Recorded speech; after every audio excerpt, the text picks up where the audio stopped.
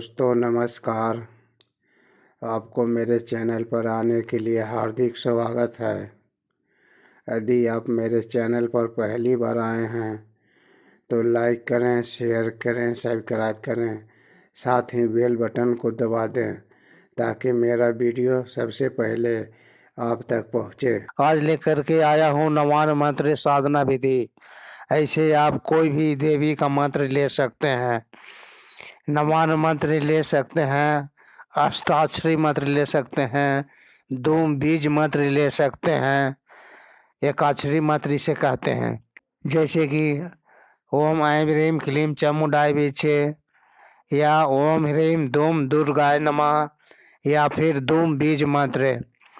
इसे केवल बोल कर जपना होता है। मध्यम स्वर में धूम धूम धूम धूम जपना है। कोई भी गृहस्थ लोग साधना कर सकते हैं। जो लोग केवल माता जी से काम करवाना चाहते हैं, अपना काम बनवाना चाहते हैं, कृपा प्राप्त करना चाहते हैं, वे लोग नित्य पूजा करते हैं। उसमें कलश स्थापना करके मंत्र जप कर सकते हैं। जितना अधिक संख्या में जप करेंगे उतना ही अधिक मंत्र जागृत होगा, कृपा प्राप्त होने लगेंगे, शक्तियाँ आने लगेगी। परंतु साधना करने के बाद भी जप करते रहना पड़ेगा। यदि गुरु है तो गुरु से मंत्र ले लें, गुरु नहीं है तो भोलेनाथ को गुरु धारण कर लें और साधना करें, कोई दिक्कत नहीं है। और जो नए साधक हैं, जिनको कोई मार्गदर्शक देने वाला गुरु नहीं है, कोई बताने वाला नहीं है, वह कंफ्यूज रहते हैं। और आप साधना में तो आना चाहते हैं पर साधना में इसे नहीं कर पाते। उनको व्यक्तियों को कहना चाहता हूँ कि वह आध्यात्मिक क्षेत्र में आए, आगे बढ़ना चाहते हैं आगे बढ़ें। उन्हें तो जो व्यक्ति साधना में आते हैं, साधना करते हैं, तो जब तक अनुष्ठान करेंगे तब तक साधना सजग रहना पड़ता है, ब्रह्मचर्य का पालन करना पड़ता है, सात्विक आहार लेना पड़ता है, एक ही समय लेना पड़ता है। कोई फलाहार पर भी रहते हैं।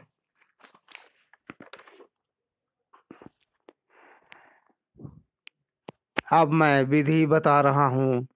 नित्य कर्म करने के बाद स्नान कर लें, लाल कपड़ा धारण कर लें। अब आसन बिछाकर पूर्वाभिमुख या उत्तराभिमुख बैठ जाएं। अंग न्यास, कर न्यास, दिशा न्यास कर लें। फिर आचमन कर लें। ओम मध्वाय नमः, ओम केशवाय नमः, ओम गोविंदाय नमः से 3 बार थोड़ा थोड़ा जल पी लें। एक लकड़ी का छोटा सा चौकी ले लें, या छोटा सा चौकी हो या छोटा सा लकड़ी का पट्टा हो, ले लें। उस पर लाल कपड़ा बिछा दें। मूर्ति है तो मूर्ति, या नहीं तो तस्वीर है तो तस्वीर को उस पर स्थापित कर दें। अब 9 ग्रह को वेदी बनाइए। आटा से, रोड़ी, कुमकुम से वेदी बना लीजिए, जो 9 घर का होना चाहिए। इसमें पितर देवता, 64 जोगनी, गणपति को भी स्थान देना हो। अरवा चावल, सुपारी, पुष्प रख कर उसका प्रतीक मानकर स्थान दे दें, क्योंकि सभी देवताओं को पूजा करना है। कलश के लिए एक तांबा का लोटा या किसी मिट्टी का लोटा ले लें। उस पर लाल कपड़ा बांध दें, लपेट कर अब कलश में शुद्ध जल भर दें। थोड़ा सा गंगा जल भी डाल दें। एक हल्दी का गांठ डाल दें, दुर्वा घास डाल दें, एक सिक्का डाल दें, पंचरत्न भी डाल दें। उसके बाद आपका आम का पत्ता 5 ठो डाल दें, मतलब कि 5 गो आम के पत्ता उसमें डाल दें। उसमें 5 को पत्ता डाल दें। यदि कोई मंत्र नहीं आता है तो सभी वस्तुओं के साथ समर्पयामी लगा दीजिएगा और ऊपर से ढक्कन रख दें। ढक्कन में अरवा चावल रख दें, उस पर लाल कपड़ा लपेट कर नारियल रख दें। नारियल में मुख आपके तरफ होना चाहिए, ऐसा नारियल रखिए कि नारियल का मुख आपके तरफ होना चाहिए। अब सभी देवता पर पंचामृत छिड़क दें 2 बार 4 बार। फिर इसके बाद गंगा जल से शुद्ध स्नान करा दीजिए। सभी को पूजन करें। पूजन करने के बाद जब शुरू कर दें। जब शुरू करने के पहले आपको संकल्प लेना है कि मैं प्रतिदिन इतना जप करूंगा, इतना माला जप करूंगा और 9वीं तिथि को पूर्णाहुति दूंगा। जितना समर्थ है उतना आप संकल्प ले लीजिए। 11 माला, 21 माला, 51 माला, 108 माला, जितना आपको समर्थ है अपने मंत्र जप ले लीजिए, संकल्प ले लीजिए। संकल्प लेने के बाद जब मंत्र पूर्ण हो जाए, जब मंत्र जप पूर्ण हो जाए तो आपको समर्पण भी करना है।